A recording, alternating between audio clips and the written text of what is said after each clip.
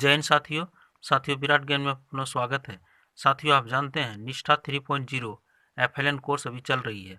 आप जानते हैं अक्टूबर माह में हम लोग 1 और 2 मॉड्यूल किए थे, नवंबर में 3 और 4 और अभी दिसंबर जिसमें हम लोग 5 और 6 कर रहे हैं।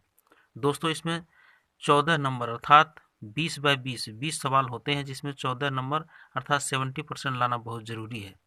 तो आइए हम लोग ये मॉड्यूल 6 जो बुनियादी भाषा और साक्षरता है, इसका लिंक भी हम दे दिए हैं डिस्क्रिप्शन सेक्शन में। आप यहाँ जा कर के अगर बिहार का आप हैं निवासी हैं तो आप यहाँ से लिंक ले सकते हैं और आप कोर्स को कंप्लीट कर सकते हैं। यहाँ पे आप देखिएगा कि इसकी अंतिम तिथि 31 दिसंबर तक है। यहाँ पे मैं 40 प्रश्नों लगभग 38-39 प्रश्न हैं जिसे मैं लिया हूँ। तो चलिए शुरू कर।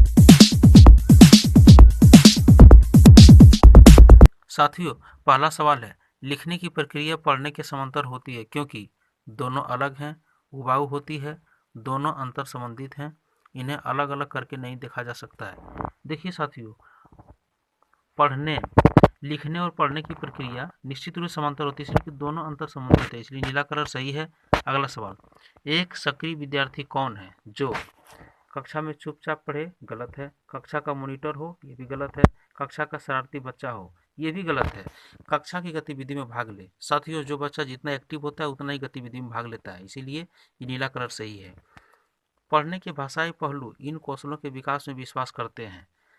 ग्राफोफोनिक जागरूकता? गलत है। अर्थ विज्ञान, वाक्य रचना और व्यवहारिक समझ? गलत है। अर्थ और वाक्य समझ की रचना की समझ? ये भी गलत है। आप यहाँ गौर कीजिए, ग्राफोफोनिक जागरूकता, शब्दार्थ, वाक्य रचना और व्यवहारिकता, ये तीनों इंक्लूजन होगा, इसमें सब कुछ ये समाहित है, इसलिए यही सही है। अगला सवाल है, कहानी, कविता, तुकबंदी आदि साहित्यिक विद्याएं एक शिक्षक को बच्चों को संलग्न करने में मदद करती है। खाली जगह यहाँ दिया हुआ है, सार्थक और प्रासंगोचित तरीके से, ये सही है, नीला कलर है। गतिविधियों में गलत है, कक्षा में गलत है, मूल्यांकन में गलत है। अगला सवाल ले लीजिए, पढ़ने और लिखने की गतिविधियां परस्पर समानांतर होती है। देखिए पहले भी ये सवाल हम लोग देखे थे, इसलिए यही सही है। अलग होती है, बिल्कुल सही थे, गलत है, क्योंकि पढ़ना और लिखना एक साथ होती है। अगर आप लिख भी रहे हैं तो वहाँ पे पढ़ाई हो रही है, आप पढ़ भी रहे हैं तो लिखाई भी वहाँ पे जारी है, क्योंकि आपके दिमाग में वो शब्द बैठ रहे हैं। परस्पर संबंधित नहीं होती, ये भी गलत है। कक्षा के अंदर ही होती है, ये भी गलत है। ये पहला ही सही है।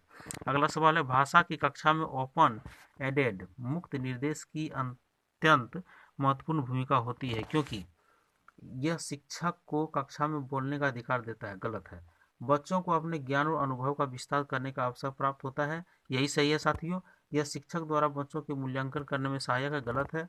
यह बच्चों के बोलने की स्वतंत्रता देता है। यह भी गलत है, क्योंकि साथियों आप जानते हैं कि ओपन एडेड मुक्त निर्देश की महत्वपूर्ण भूमिका जो होती है वो बच्चों को ज्ञान अनुभव का विस्तार करने का अवसर देती है। तो इसका मतलब है ये नीला कलर बिल्कुल सही है।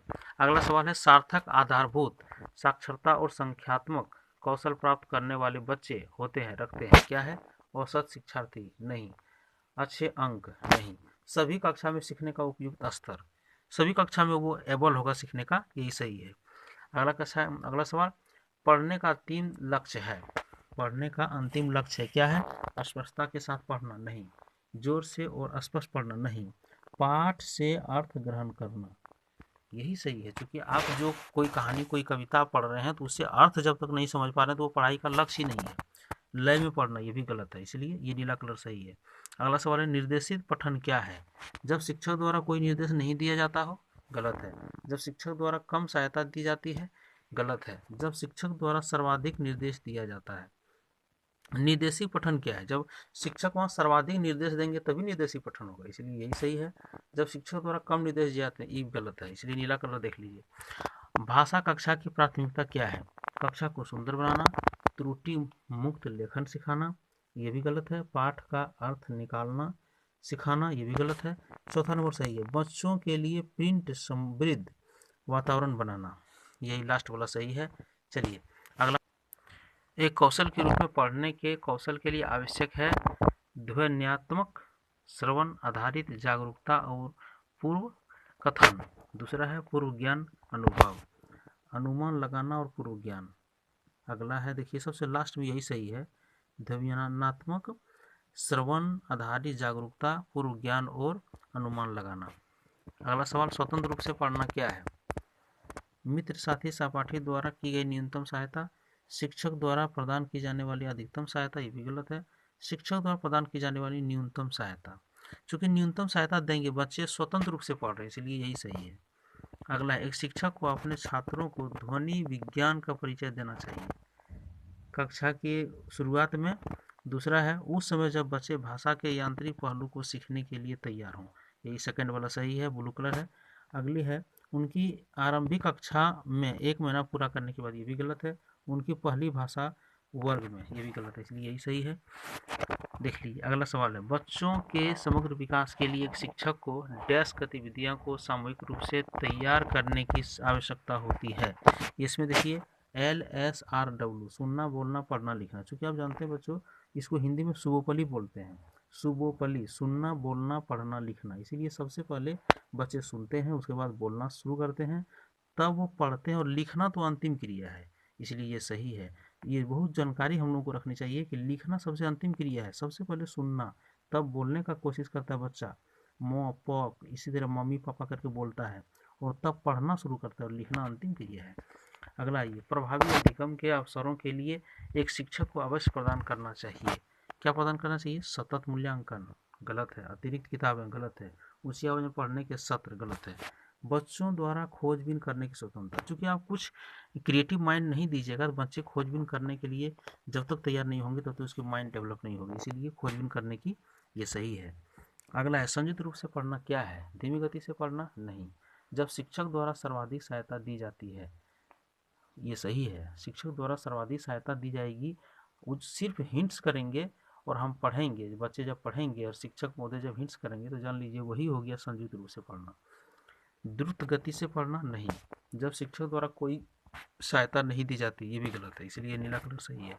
अगला है, चित्र पठन में शामिल है अर्थ ग्रहण, दूसरा है मौखिक प्रतिभा, तीसरा है मौखिक कौशल और सोचने की क्षमता। क्योंकि आप जानते हैं बच्चे अगर चित्र से अगर समझ रहे हैं, मान लीजिए कौआ जो रोटी लेके आया था, वो कहानी हम लोग देखे हैं, और नीचे सियार रहता है, तो उससे बच्चा उस चित्र से ही समझ जाता है कि यहाँ पे रोटी कौआ को बोला गया गाना गाने के लिए, और गाना जैसे गाना चाहा तैसे रोटी छूट गई मुंह से, सियार लेके चल दिया। इतना सारा बच्चा समझ जाता है, इसलिए मौखिक कौशल और सोचने की क्षमता यहाँ वृद्धि होती है। अगला सवाल, साइलेंट पीरियड मुख्य अवधि क्या है? स्वयं से बातचीत करते हुए सीखने की अवधि। चूंकि जानते हैं साथियों, कुछ बच्चे जोर जोर से बोलकर पढ़ने पर ही संतुष्ट होते हैं, लेकिन कुछ बच्चे ऐसे हैं जो मनोभाव से ही पढ़ेंगे और वो अच्छी तरह से याद कर लेंगे, किसी मैटर को समझ जाएंगे, तो यही सही है। मौन रहने की अवधि, नहीं। कुछ भी आत्मसात न करने की, नो इनटेक की अवधि, नहीं, ये भी नहीं। कुछ भी नहीं सीखने, नो लर्निंग की अवधि, ये भी नहीं। यही सबसे पहला नीला कलर का। अगला है, स्वतंत्र रूप से पढ़ना क्या है? तो ये देखिए यहाँ पे सबसे लास्ट में, ये दूसरे पहले भी सवाल आया था, शिक्षक द्वारा प्रदान की जाने वाली न्यूनतम सहायता। भाषा कक्षा की प्राथमिकता क्या है? बच्चों के लिए प्रिंट समृद्ध वातावरण बनाना। भाषा कक्षा की प्राथमिकता क्या है? प्रिंट समृद्ध वातावरण हमको बनवाना है, इसलिए पहला सही है। त्रुटि मुक्त लेखन सिखाना, ये नहीं। पाठ का अर्थ निकालना सिखाना, नहीं। कक्षा को सुंदर बनाना, ये भी नहीं, पहला सही है। अगला सवाल है, भाषा सीखने में संदर्भ का विशेष महत्व होता है क्योंकि इससे बच्चों को मदद मिलती है रटने में, कहानियां गढ़ने में, नहीं। किसी शब्द विशेष के अर्थ को समझने में। जो कि शब्द विशेष के अर्थ को नहीं समझेगा तो बच्चा कहानी को भी अर्थ नहीं समझ पाएगा, इसीलिए ये सही है। अगला है, मातृभाषा है। एक बच्चा स्कूल में सर्वप्रथम जिस भाषा को सीखता है, बच्चे स्कूल में जिस भाषा का प्रयोग करते हैं, नहीं। तीसरा है, बच्चे द्वारा सीखी जाने वाली पहली भाषा, क्योंकि आप जानते हैं कि बच्चे अपनी मातृभाषा में ही सब कुछ, खेलना, पढ़ना, लिखना सब कुछ सीखते हैं, इसीलिए मातृभाषा यही है। अगला सवाल है, साक्षरता के आरंभिक वर्षों में बच्चे होते हैं निष्क्रिय, नहीं। अपने आसपास की दुनिया की खोजबीन करने के इच्छुक। चूँकि आप जानते हैं जो बच्चे नौनिहाल हैं वो बच्चे क्रिएटिव माइंड के होते हैं, वो जब स्कूल पहुंचेंगे तो वो अपने दिमाग में विभिन्न प्रकार की थिंकिंग को पैदा करेंगे कि कैसे विद्यालय है, कैसे सीढ़ी चढ़ना है, कहाँ उतरना है, कैसे स्लेट पेंसिल या तो किताबें वगैरह अरेंज करके रखनी है, तो ये सब चीज़ उनके दिमाग में घूमते रहती है। अगला सवाल है, बच्चे भाषा की बारीकियों को समझते और खोजते हैं जब वे जोर से पढ़ें, कक्षा चर्चा में भाग लें, नहीं। ये देखिए, सुबोपली अर्थात पहले हम चर्चा कर चुके हैं, ये लिसनिंग, एस से सेइंग, आर से राइटिंग और डब्लू से राइटिंग और आर से रीडिंग। तो आपको सोपली सबसे अच्छा रहेगा, सुनना, बोलना, पढ़ना, लिखना। चूँकि सबसे पहले बच्चे सुनना शुरू करते हैं और जिससे म प से मामा पापा दादा बोलना शुरू करते हैं, फिर बोलना शुरू हो गया। अब बोलने के बाद किताब उसको मिलेगा, मनोरम पोथी वगैरह किताब जो मिलती है वो सिर्फ पढ़ना शुरू करता है। और उसके बाद अंतिम में क ख ग घ जो हम लोग कर्सिव राइटिंग में देते हैं, या तो जो इंग्लिश में देते हैं या तो हिंदी में देते हैं, वो लिखना शुरू करता है। इसीलिए सबसे पहले सुनना, तब बोलना, तब पढ़ना, तब लिखना, ये बहुत ही इंपॉर्टेंट चीज़ है। चूँकि 1 to 5 के हम लोग टीचर्स हैं, इसलिए ये चीज़ जानना बहुत ज़रूरी है। अगला सवाल है, कहानी, कविता, तुकबंदी और साहित्यिक विद्या एक शिक्षक को बच्चों को संलग्न करने में मदद करती है। डैश यहाँ पे दिया हुआ है, क्या है?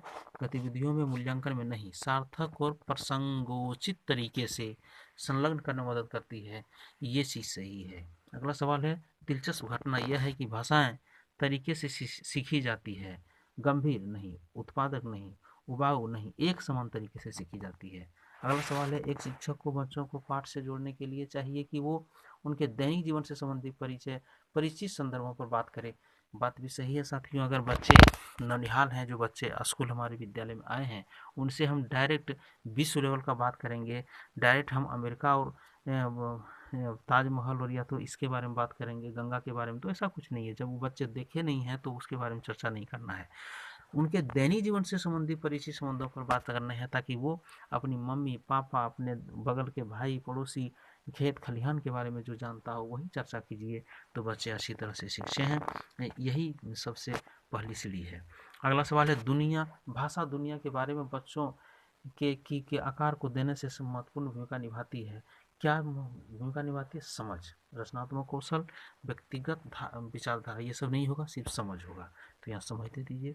अगला सवाल है, साक्षरता एक जटिल विकास प्रक्रिया है। बिल्कुल सही है साथियों, क्योंकि एक कठिन प्रक्रिया नहीं है, भाषा सीखने की आसान प्रक्रिया भी नहीं है, स्कूल में दी जाने वाली सामान्य प्रक्रिया ये भी नहीं है, एक जटिल विकास प्रक्रिया है। क्योंकि ये जो है एक तपस्या है, जो बच्चे क से लेकर के आज बहुत बड़े विद्वान और एक तरह से कहिए तो सचिवालय और प्रधानमंत्री तक बनने का हैसियत रखता है। इसलिए साक्षरता, विद्वता और साक्षरता दोनों अंतर, इसीलिए बहुत ही एक जटिल विकास प्रक्रिया है। सही बात है। आगे है, एक कौशल के रूप में पढ़ने के कौशल के लिए आवश्यक है।